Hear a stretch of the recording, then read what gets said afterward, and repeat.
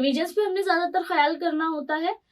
जब रिविजन्स हम उनको कंप्लीट करके देते हैं तो वो बिल्कुल भी वो नहीं, वो सेटिस्फाई हो जाता है। और अगर हमारा क्लाइंट जैसे कि ऑर्डर वो कंप्लीट करके जा चुका है और 1 हफ्ते बाद वो दोबारा आता है, कहता है ये माइनर चेंजेस करनी है, या माइनर नहीं भी होती, थोड़ी सी बड़ी चेंजेस भी होती हैं, तो भी हम करके देते हैं फ्री ऑफ कॉस्ट। मैं तो ये सजेस्ट करूंगी कि आपको अपनी रूटीन को थोड़ा सा चेंज करना पड़ेगा। जैसे अब मेरी जो रूटीन है, मैं फजर पढ़कर सोती हूँ और जो है ना मतलब रात भर मैं काम करती हूँ। क्यों? क्योंकि टाइम डिफरेंस है, उधर क्लाइंट जो है ना उनके वर्किंग आवर्स होते हैं, भले हमारे वर्किंग आवर्स नहीं है, लेकिन जब हमने इस फील्ड को चूज किया है तो हमें फिर इस चीज को थोड़ा सा मैनेज करना पड़ता है। अस्सलाम वालेकुम, कैसे हैं आप लोग? उम्मीद है कि आप लोग तमाम खैर और आफियत से होंगे। आज की पॉडकास्ट में हमारे साथ एक नई अमेजिंग और क्यूट सी मेहमान हैं जो कि फ्रीलांसर हैं, जिनका नाम है मायरा अंसारी। अस्सलाम वालेकुम मायरा, कैसे हैं आप? वालेकुम सलाम, मैं ठीक, आप कैसी हैं? मैं बिल्कुल ठीक हूँ। थैंक यू सो मच कि आपने अपना कीमती टाइम निकाला। अच्छा मायरा, ये बताइए कि फ्रीलांसर ही क्यों बनी है, कुछ और क्यों नहीं? वैसे तो मेरी फील्ड जो थी वो मेडिकल की थी, मैंने इंटर मेडिकल से अपना कंप्लीट किया है, लेकिन फिर कुछ पर्सनल इश्यूज हुए जिसकी वजह से मैंने उस फील्ड को स्किप किया। देन मैंने कंप्यूटर का एक कोर्स किया था, फिर उसके बाद से मेरे अंदर जो है ये एक इंटरेस्ट डेवलप हुआ कि मुझे कंप्यूटर की फील्ड में ही आगे तो फिर ऐसा ऐसा with the passage of time मैंने स्किल्स को अपने जो है एनहेंस किया और फिर फ्रीलांसिंग की फील्ड मैंने ज्वाइन। अच्छा, फ्रीलांसिंग आप फाइवर और अपवर्क पे कर रही हैं? जी जी। तो क्या कौन सी सर्विसेज आप दे रही हैं? किस स्किल को आपने ज्यादा पॉलिश? मेरी जो निश है पर्सनली वो है ग्राफिक डिज़ाइन की। स्टार्टिंग से ही जो है मुझे थोड़ा सा इंटरेस्ट था इसमें, तो मैं ग्राफिक्स की ही सर्विसेज प्रोवाइड कर रही हूँ दोनों प्लेटफॉर्म। ये कि आपको क्या कहते हैं कि ये लोग होते हैं जिनको प्रॉब्लम्स आती हैं, आपको कितनी हर्डल्स आई, कितना टाइम बाद जाके आपको ऑर्डर्स भी आए, या हिम्मत तो नहीं हार गई थी? हर्डल्स तो एग्जैक्टली बिल्कुल आती हैं, लेकिन एक होता है ना कि मेरा लक थोड़ा सा अच्छा रहा इसमें। जब फाइवर मैंने 2018 में ज्वाइन किया है फाइवर, तो जब फाइवर मैंने ज्वाइन किया तो गिग मैंने बहुत रैंडम गिग बनाई थी, मुझे बिल्कुल भी आइडिया नहीं था कि एसईओ कैसे करते हैं और ओवरऑल सारी चीजें किस तरीके से करनी। बहुत रैंडम गिग बनाई और by luck after 1 week I got my first order. $5 का ऑर्डर था। मेरे एक सर हैं, फ्रेंड भी हैं, मतलब हम सेम एज के हैं, तो उन्होंने काफ़ी मुझे हेल्प आउट किया और समझाया कि ऐसे नहीं ऐसे करना है, ऐसे नहीं ऐसे ऑर्डर डिलीवर करना है, ऐसे डिज़ाइन करें वगैरह वगैरह। देन वो ऑर्डर कंप्लीट हुआ और क्लाइंट ने मुझे $5 टिप भी दी, तो वो मेरे लिए बहुत ज़्यादा एक इंस्पायरिंग मोमेंट था। और मतलब फिर मुझे मेरे सर ने ये चीज़ भी कही कि देखो ये बहुत बड़ा समंदर है, अभी सिर्फ आपने एक कतरा भी नहीं कमाया, बहुत मतलब छोटा सा अमाउंट आपने अर्न किया है, अभी आपके लिए आगे बहुत सारी चीजें हैं। तो बस वहां से फिर मुझे इंस्पिरेशन मिल गई थी, फिर मैंने गिव अप नहीं किया। अप्स एंड डाउन्स आए दरमियान में, काफी सारे आए, लेकिन जर्नी मेरी चलती रही, तो अभी तक अल्लाह का शुक्र है चल रही है। और कितनी एक्साइटेड हो जब अपनी सेल्फ फंडिंग हो रही होती है, और कैसा फील करते हैं आप? ऑफ कोर्स मैं बहुत ज्यादा एक्साइटेड थी। उस वक्त की मैं बात बता रही हूँ, 2018 की। तब मेरे पास अपना पर्सनल लैपटॉप नहीं था, मैं कंप्यूटर पे काम करती थी। तो जब कंप्यूटर पे काम करती थी तो वोल्टेज अप एंड डाउन होता था, फ्लक्चुएशन होती थी, तो काफी मुझे इशू आता था। लेकिन जब मैंने फ्रीलांसिंग की अर्निंग से अपना फर्स्ट लैपटॉप लिया तो मेरे लिए बहुत ज्यादा वाव मोमेंट था। और मतलब घर वाले भी खुश थे, पेरेंट्स भी खुश थे। तो बस दुआएं, अल्लाह पाक ने बहुत ज्यादा जो है ना करम किया, मेरे पेरेंट्स की भी दुआएं और जो है मेरे टीचर्स की भी, मेरे फ्रेंड की भी।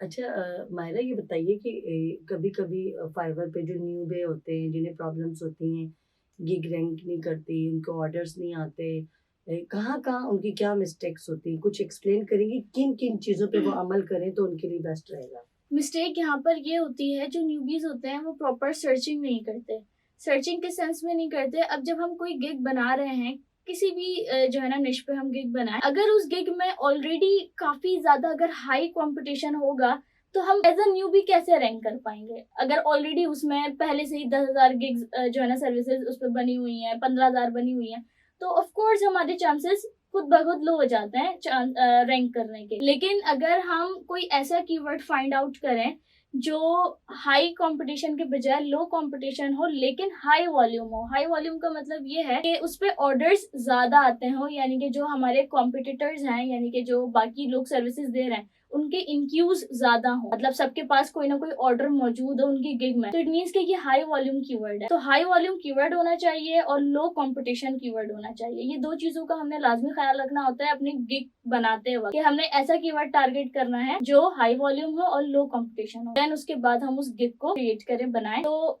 काफी हद तक जो है ना चांसेस होते हैं गिग रैंक होने के। सेकंड, गिग इमेज भी काफी जो है ना इम्पोर्टेंट रोल प्ले कर रही होती है, क्योंकि आपकी गिग अगर रैंक कर भी दी फाइवर ने, मतलब एसईओ के मुताबिक, लेकिन अगर आपकी गिग इमेज ऐसी नहीं है कि क्लाइंट को अट्रैक्ट करे, उसको जो है ना मजबूर करे कि भाई वो उस पर क्लिक करे, तो फिर आपके पास ऑर्डर भी नहीं आते।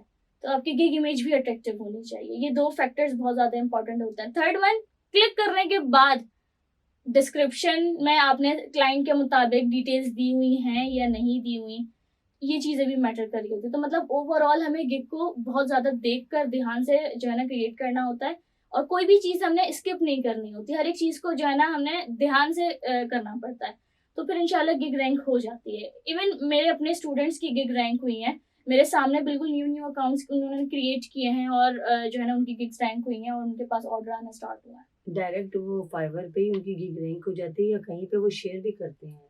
फाइवर पे ही गिग रैंक होती है, और पर्सनली मैं जो हूँ शेयर करना मैं अलाउ नहीं करती, या मैं रिकमेंड नहीं करती कि आप अपनी गिग्स को शेयर करें on social media. Exactly on social media में अलाउ नहीं करती। वो इसलिए नहीं करती क्योंकि अब मिसाल के तौर पर हमने अपनी गिग शेयर कर दी ऑन सोशल मीडिया, अब सोशल मीडिया पे क्लाइंट्स तो हैं लेकिन क्लाइंट के अलावा बाकी लोग बहुत ज्यादा हैं। अब वो एक एक करके हमारी गिग पे जो है ना क्लिक करके आके व्यू कर रहे हैं, भाई देख रहे हैं क्या है। अब इससे क्या है कि हमारी गिग पे क्लिक्स तो आ रहे हैं लेकिन ऑर्डर नहीं आ रहा। अब जब फाइवर ये चीज देख रहा है, फाइवर का एल्गोरिथम देख रहा है कि भाई इनकी गिग पे क्लिक है, ऑर्डर नहीं है, व्यूज भी है लेकिन ऑर्डर नहीं है, तो गिग को डी रैंक करता है। क्योंकि जब आपके पास ऑर्डर ही नहीं आ रहा, क्लिक भी बन रहे हैं, व्यूज भी बन रहे हैं, मतलब इंप्रेशन भी बन रहे हैं, तो जब ऑर्डर ही नहीं है तो फाइवर आपको फिर ऊपर रखकर क्या करे, वो किसी और को चांस देगा जो क्लिक्स और इंप्रेशन के साथ साथ फाइवर को अर्न कर दे, क्योंकि फाइवर भी तो अपना कमीशन ले रहा है ना 20%। अच्छा ये बताएं कि मायरा के फाइवर के अलावा और कौन कौन से प्लेटफॉर्म्स हैं? freelance.com है, blue.com है, और कौन से ऐसे प्लेटफॉर्म्स हैं जैसे अपवर्क भी? एग्जैक्टली। तो न्यूबी जो भी है उसको पहले कौन से प्लेटफॉर्म पे आना चाहिए या किसी भी प्लेटफॉर्म पे वो आराम से एज अ न्यूबी मैं ये रिकमेंड करती हूँ कि आप अपवर्क को पहले एक्सप्लोर करें। अपवर्क को इसलिए, अपवर्क थोड़ा सा प्रोफेशनल है लेकिन अपवर्क में हमें इजीली जो है ना ऑर्डर मिल जाता है अगर आप स्किल्ड हैं, आपके पास स्किल्स हैं और पोर्टफोलियो आपका अच्छा है। तो अगर आपके पास ये दोनों चीजें नहीं है तो फिर आपको पहले पोर्टफोलियो बनाने की नीड है और आपके पास स्किल्स होना जरूरी है। ओके अच्छा ये बताएं कि पोर्टफोलियो भी बन गया, आपके पास स्किल भी है, लेकिन अगर आपकी कम्युनिकेशन पावर में कहीं मिसिंग है तो तब चल जाएगा या नहीं? कम्युनिकेशन एटलीस्ट इतनी तो होनी चाहिए कि आप क्लाइंट को कन्विंस कर सकें, एटलीस्ट इतना तो आपको कम्युनिकेट करना आना चाहिए। इसके अलावा अगर हाँ इंग्लिश में थोड़ा अप एंड डाउन है तो वो क्लाइंट इस चीज को खुद भी समझते हैं, और इवन मुझे खुद भी क्लाइंट ये चीज कहते थे कि हमें पता है कि भाई इंग्लिश आपकी नेटिव लैंग्वेज नहीं है तो हम इस चीज को अंडरस्टैंड करें। काफी सारे क्लाइंट्स इस तरीके से कहते हैं और जो है ना तो वो इस चीज को अंडरस्टैंड करते हैं कि आप ग्रामर में अगर ऊपर नीचे कर रहे हैं तो कोई मसला नहीं है, लेकिन कन्विंस कर रहे हैं आप क्लाइंट को अपने स्किल्स जैसे उसको जो है ना मतलब ये यकीन दिला रहे हैं कि भाई हम आपका काम कर सकते हैं, तो क्लाइंट आपसे डील कर लेता है। क्या समझती हैं कि मायरा कि ये जो हम स्किल्स जो लोग भी सेल कर रहे होते हैं तो उस सेल्स के लिए उनको एक्सपर्ट होना चाहिए कि किस तरह से आप क्लाइंट को कन्विंस करते हैं, क्योंकि it's really bit tough sometimes. जैसा होता है कम्युनिकेट आप नहीं कर पाते, सेटिस्फाइड नहीं कर पाते, तो भले आपने काम अच्छा किया हो तो कहीं सेटिस्फेक्शन इज नेसेसरी कि क्लाइंट को कैसे सेटिस्फाइड करना है, कन्विंस कैसे करना है या उसको समझाना। कि अक्सर क्लाइंट हमें हर तरह के मिलते हैं लोगों को, तो वो क्वेश्चन पे क्वेश्चन के आते हैं। क्लाइंट की सेटिस्फैक्शन वहां पर होती है जब क्लाइंट्स आपको रिविजन्स के लिए कहे ना, तो उसको आप बैक एंड फोर्थ रिविजन्स दें, अनलिमिटेड रिविजन्स दें। स्टार्टिंग में थोड़ी सी हमें मेहनत करनी पड़ती है, इनफैक्ट स्टिल मैं अभी तक अपने क्लाइंट को सेटिस्फाई करने के लिए उनको अनलिमिटेड रिविजन्स देती हूँ, क्योंकि ये हमारी रिस्पॉन्सिबिलिटी है ना, प्रायोरिटी है ना कि हमने अपने क्लाइंट को सेटिस्फाई करना है, वो हमें पे कर रहा है ना, तो आपने रिविजन्स में जो है ना गलती नहीं करनी है। क्लाइंट जो आपको मॉडिफिकेशन रिक्वेस्ट के अंदर जो चीजें लिख कर दे रहा है कि भाई ये चीज ऐसे नहीं ऐसे चाहिए, उसको आपने अंडरस्टैंड करना है।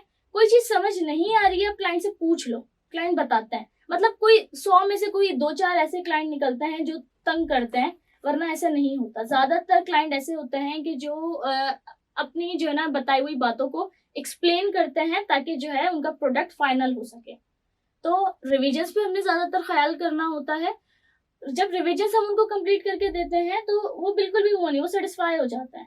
और उनके जो क्वेश्चंस होते हैं वो आपके जो है ना काम से रिलेटेड होते हैं, तो आप उनको अपने स्किल से रिलेटेड उनको रिस्पॉन्स दें, जो भी उनके क्वेश्चंस हो। जैसे लाइक समटाइम्स जैसे मेरी ग्राफिक्स की निश है, तो क्लाइंट के अक्सर सवाल ये होते हैं कि भाई सोर्स फाइल हमें मिलेगी नहीं मिलेगी। उनके मतलब उनके अगर पैकेज में ये चीज इंक्लूड होती है कि सोर्स फाइल मिलेगी, तो मैं बोलती हूँ कि हाँ मिलेगी।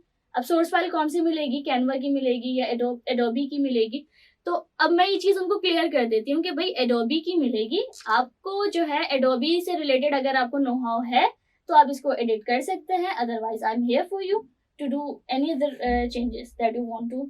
आप चेंजेस करती हैं या फिर उसके अलग से अमाउंट लेती हैं? नहीं, मैं चेंजेस करके देती हूँ उसी ऑर्डर के अंदर ही, वो रिविजन्स होता है to satisfy the client. Exactly बिल्कुल। और अगर हमारा क्लाइंट जैसे कि ऑर्डर वो कंप्लीट करके जा चुका है और एक हफ्ते बाद वो दोबारा आता है, कहता है ये माइनर चेंजेस करनी है, या माइनर नहीं भी होती, थोड़ी सी बड़ी चेंजेस भी होती हैं, तो भी हम करके देते हैं फ्री ऑफ कॉस्ट। लेकिन अगर काफी टाइम बाद आता है वो और वो कोई जो है ना मतलब माइनर चेंजेस नहीं करवा रहा होता, तो फिर क्लाइंट हमें खुद से भी बोलते हैं कि आप हमें ऑफर जो है ना सेंड कर दें, हम इसके लिए पे करने के लिए रेडी हैं।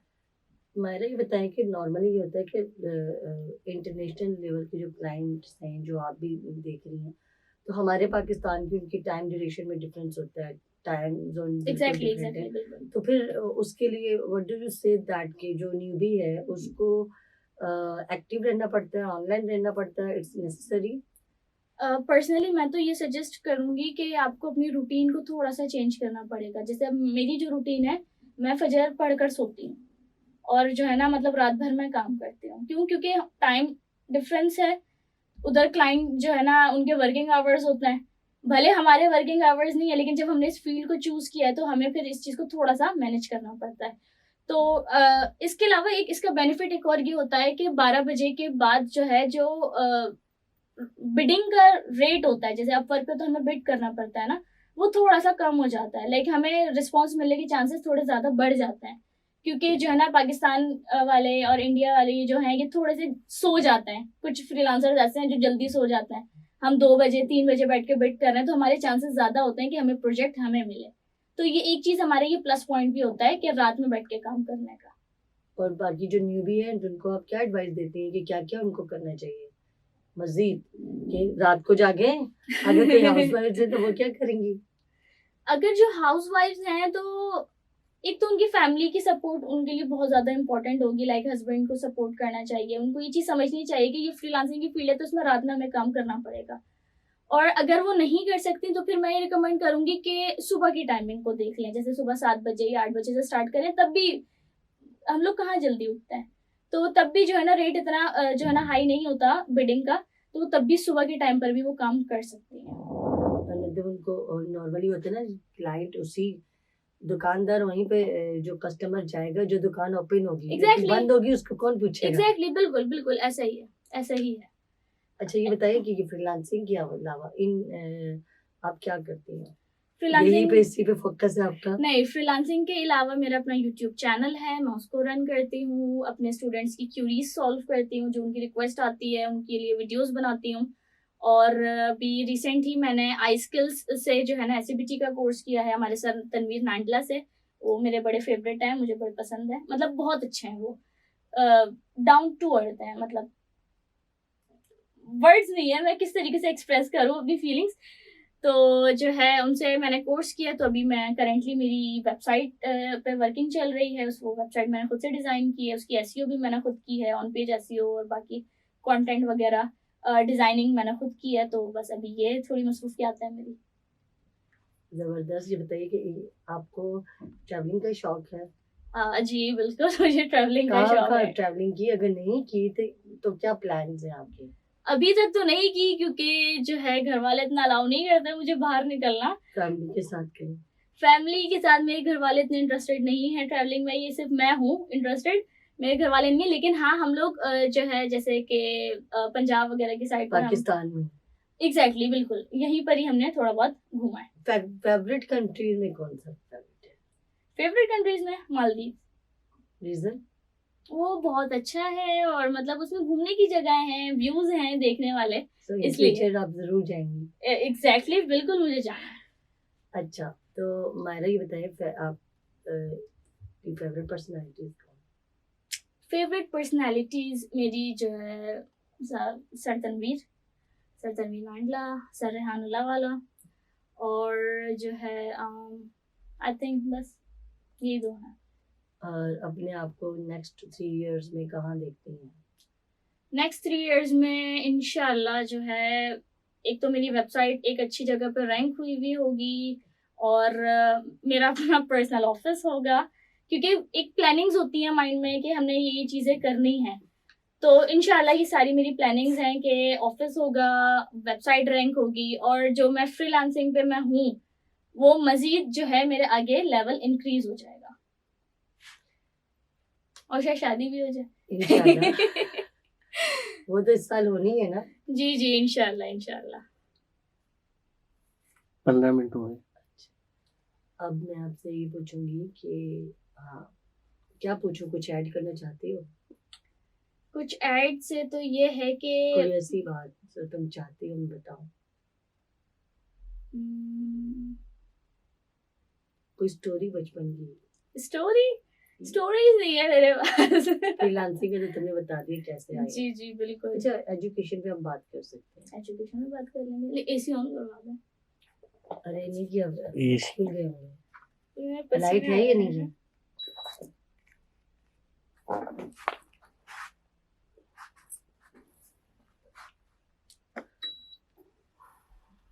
बहुत गर्मी है।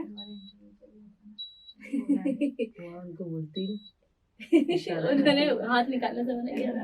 नहीं, मैंने ऑन किया था, मेरे ख्याल से हुआ नहीं, अब हो गया। अब लग रहा है Sorry. अब सब है। पसीना मुझे, मतलब पर्सनली मुझे स्वेटिंग काफी ज्यादा होती है, तो और मेकअप की बात तो और भी ज्यादा होती है। आपकी स्किन कौन सी ऑयली तो नहीं? ज्यादा ऑयली नहीं है, लेकिन अच्छा, ये मैं तो- कट कैमरा वन रिकॉर्ड पे। जी मेहताबा जी ऑन रिकॉर्ड। अच्छा मायरा, ये बताइए कि एजुकेशन सिस्टम के बारे में आप क्या कहेंगे? हमारे मुल्क की जो कंडीशन है उस पर क्या आप डिस्कशन करेंगे? क्या बताएंगे, क्या आपको लगता है कहाँ पे मिस्टेक्स आ रही हैं? मिस्टेक्स ये हैं कि मतलब हम लोग आईटी की फील्ड में इतना फोकस नहीं करते, जैसे लाइक पेपाल हमारे पास नहीं है, ये मतलब बहुत बड़ी बात है जो हमारे मुल्क में ही नहीं है, हमारी कंट्री में ही नहीं है। तो ये चीज़ एक है, हमें इस पे लाजमी फोकस करना चाहिए आईटी पे। लाइक क्रिप्टो करेंसी हमें अलाउ नहीं है, लीगल नहीं है एक तरीके से अगर देखा जाए, तो ये चीज़ें बहुत ज़्यादा इम्पोर्टेंट हैं। और फ्रीलांसिंग अब इन हुई है, जब मैंने स्टार्ट की थी 2018 में, तब किसी को भी नहीं पता था कि फ्रीलांसिंग क्या होती है, क्या है ये। तो अब कुछ टाइम से जैसे डीजी स्किल्स के थ्रू और बाकी जगह अवेयरनेस अब आई है। एग्जैक्टली अवेयरनेस अभी आई है कि जो है फ्रीलांसिंग भी कुछ है। नहीं तो लोगों को सिर्फ इतना ही पता था कि भाई यूट्यूब से पैसे कमाते हैं, गेम्स से पैसे कमाते हैं, ये गेम खेलो वो गेम खेलो, बस ये चीज़ है। इनफैक्ट मैंने खुद अपना काफ़ी टाइम इसमें जो है ना वेस्ट किया है कि किस तरीके से अर्निंग करनी है। लाइक मुझे शुरू से ही थोड़ी सी ये क्यूरियोसिटी रहती थी कि लोग कैसे कमाते हैं, ऑनलाइन कैसे कमाते हैं। तो बस एक जो है वो मेरी जर्नी बस फिर अल्लाह पाक ने स्टार्ट करवा दी फ्रीलांसिंग के थ्रू। लेकिन जो है अब आहिस्ता आहिस्ता जैसे कि अब हम लोग इस ट्रैक पर आ रहे हैं, जैसे कि फ्रीलांसिंग जो है ना काफ़ी इन हो गई है। अब बस ये उम्मीद है कि पेपाल भी जो है थोड़ा हमारे पाकिस्तान में आ जाए, क्योंकि कुछ क्लाइंट्स ऐसे हैं जो हमसे कहते हैं कि डायरेक्ट पेमेंट ले लें। अब हम जब उन्हें पेयोनियर का कहते हैं तो वो पेयोनियर का वो मना करते हैं कि भाई हमें जो है ना ये समझ नहीं आता, या मतलब हम यूज़ नहीं करते। तो पेपाल के लिए जो है ना फिर हमें कोई दूसरा वे जो है ना वो देखना पड़ता है। तो ये थोड़ी सी हमारे लिए काफ़ी इश्यूज यहाँ पर आ जाते हैं। अच्छा, जो एजुकेशन एक सिस्टम मैडम आप देखिए बाहर में आ रहा है आपका। इंशाल्लाह कुछ नहीं, वैसे ही इतनी सारी हो। अब बोलो। एक मिनट आपकी तरफ ला रहा हूँ कैमरा। जी क्यों? ये हमारे पाकिस्तान का जो एजुकेशन सिस्टम है, स्कूल का, यूनिवर्सिटी का, कॉलेज का, उसके बारे में क्या आपको लगता है कि चेंज होना चाहिए, या हमारे सिस्टम में कोई खराबी है, या फिर लोगों को हमारे स्कूल्स को ऐसा होना, जैसे हमारे रेहान कोरंगी स्कूल है और इंक्यूबेटर आपने अभी देखेंगे आप, यहाँ पे एजुकेशन दी जाए, फ्रीलांसिंग के बारे में अवेयरनेस होती है। तो एजुकेशन सिस्टम अगर अच्छा हो तब जाके बाकी चीज़ें होंगी। एजुकेशन सिस्टम में ये है कि हमें अपनी एजुकेशन में कहीं ना कहीं स्किल्स भी ऐड करने चाहिए कि हम लाइक 10 साल लगाकर एक मैट्रिक की डिग्री हमें मिलती है, तो उसमें लाजमी ऐसी भी कोई चीज़ होनी चाहिए कि मैट्रिक के बाद हमारे अंदर कोई स्किल तो हो एटलीस्ट, कोई सा भी, चाहे वो वेब से रिलेटेड हो, चाहे वो एडोबी से रिलेटेड हो, मतलब ग्राफिक्स से रिलेटेड, या चाहे वो एमएस ऑफिस से रिलेटेड। अब एमएस ऑफिस का भी कोई इतना खास जो है ना इसके अंदर जो है ना वो चीज़ नहीं है कंप्यूटर के गूगल अंदर। पे भी हर चीज़ एग्जैक्टली इंटर में जाकर जो है ना शायद एक्सेल वगैरह पढ़ा रहे होते हैं, तो ये चीज़ थोड़ी सी मुझे लगती है कि हमें स्टार्ट से ही जो है ना एजुकेशन सिस्टम में ये चीज़ होनी चाहिए कि बच्चा जो है जब मैट्रिक करे तो उसके पास कोई ना कोई स्किल होना चाहिए, ताकि जो है वो उसके माइंड में ये हो, उसको अवेयरनेस होनी चाहिए कि वो किस तरीके से कमा सकता है। अब मैट्रिक कर लेते हैं, इंटर कर लेते हैं, उनको ढूंढना पड़ता है कि फ्रीलांसिंग करनी कैसे है, वो यूट्यूब पे जा जाके सर्चिंग कर रहे होते हैं। इनफैक्ट कहीं पर अब तो ये चीज़ इन हो गई है कि इंस्टीट्यूट में भी फ्रीलांसिंग सिखाई जा रही है, पहले नहीं सिखाते थे, तो पहले सिर्फ यूट्यूब ही एक्सप्लोर करते थे, यूट्यूब, यूडेमी, इन जगहों पे जो है ना एक्सप्लोर कर रहे होते थे। लेकिन स्कूल का भी सिस्टम ऐसा होना चाहिए कि बच्चों को तालीम और हुनर साथ साथ एग्जैक्टली है, बिल्कुल यही ताकि वो चीज़ स्किल हो। कहीं निकले तो कुछ बन के निकले। बिल्कुल बिल्कुल बिल्कुल यही बात है। और दूसरी बात ये है कि हमारे यहाँ अनफॉर्चुनेटली लोग सुनते हैं थोड़ी देर के लिए, उसके बाद भूल भूल जाते जाते हैं। इम्प्लीमेंट कोई नहीं करता, एग्जीक्यूट कोई नहीं करता, आज सोचते हैं अभी होता नहीं। मायरा ये बताइए कि आपकी कोई 3 wishes top of the list. 3 wishes top of the list तो बस यही है कि मैंने जो है काफ़ी आगे जाना है, अपने पेरेंट्स का नाम जो है मैंने पहले रोशन करना है, उसके बाद जो है मतलब बस मेरा जो विजन है ना वो सिर्फ इसी फील्ड में है कि मैंने इसी पे फोकस करना है, लाइक स्किल्स डेवलप करने हैं, लोगों को जो है सिखाना है, अवेयरनेस देनी है, एम्पावर करना है। एग्जैक्टली बिल्कुल ये सारी चीज़ें। और जो है मैं अगर कमा रही हूँ तो मेरे थ्रू बाकी लोग भी कमाएं, लाइक जैसे कि अभी जो मेरी टीम है, मेरा जो स्टाफ है वो तो मुझसे अर्न कर ही रहा है, लेकिन मैं चाहती हूँ कि मजीद मैं लोगों को हायर करूँ ताकि उनकी भी कहीं ना कहीं इनकम स्टार्ट हो सके। और और बस मतलब मेरे लिए यही सारी चीज़ें बहुत ज़्यादा इम्पोर्टेंट है। ये टॉप ऑफ द लिस्ट में टॉप ऑफ द लिस्ट में मेरी यही सारी चीज़ें हैं कि मैंने आगे जाना है। Thank you so much. घर के काम अच्छे नहीं लगते मुझे। अच्छा, कभी नहीं करते? घर के काम मैं बिल्कुल भी नहीं करती हूँ। इनफैक्ट मेरी सक्सेस की जो है एक वजह ये भी है कि मेरी अम्मी ने कभी मुझे इतना ज़्यादा फोर्स किया नहीं घर के कामों के लिए, क्योंकि मैं अगर घर के कामों में फंस जाती तो फिर मैं फ्रीलांसिंग को ज़्यादा टाइम नहीं दे पाती। तो जो है मतलब मेरी मम्मा का ये था कि तुम्हें नहीं पसंद कोई बात नहीं। इनफैक्ट मम्मा के साथ साथ मेरी बहनों ने भी मुझे सपोर्ट किया। अब तो जैसे बहनों से ही फायदा होता है। एग्जैक्टली अब जैसे कि अब मैं काम नहीं कर रही हूँ तो ये नहीं है कि सिस्टर गुस्सा हो रही हो, वो कहती कोई बात नहीं तुम अपना काम कर लो, हम अपना ये वाला काम आता कर तो लेते है हैं। ना? हाँ एग्जैक्टली आता है, खाना बना लेती हूँ मैं भाई, और घर के भी काम आना कर लेती चाहिए। हूँ। जी जी वो बिल्कुल बाकी की दे सपोर्ट यू तो वो तो आपकी गुड लक है। बिल्कुल बिल्कुल। तो ऐसी फैमिली सबकी होनी चाहिए। आई एम बिल्कुल, बिल्कुल। Happy I have such kind of families, माशाल्लाह कोई प्रॉब्लम नहीं होती। Thank you so much Myra, आप आई, आपने टाइम दिया। ये हमारे साथ थी मायरा अंसारी जो कि फ्रीलांसर हैं और बहुत छोटी सी एज है, मेरे ख्याल में उन्होंने स्टार्ट कर लिया था, अपना एम भी बना लिया है। तो कहते हैं कि ना कि जब इंसान कुछ करने की ठान ले तो फिर ऑटोमेटिकली उसके काम में आसानियाँ पैदा होती जाती हैं। तो अपना बहुत प्यारा सा ख्याल रखिएगा, इस पॉडकास्ट को ज़रूर देखिएगा, अपने कमेंट ज़रूर दीजिएगा आपको कैसी लगी पॉडकास्ट। महताब खान तनूनी को इजाज़त दीजिए। अल्लाह हाफिज़। पाकिस्तान जिंदाबाद।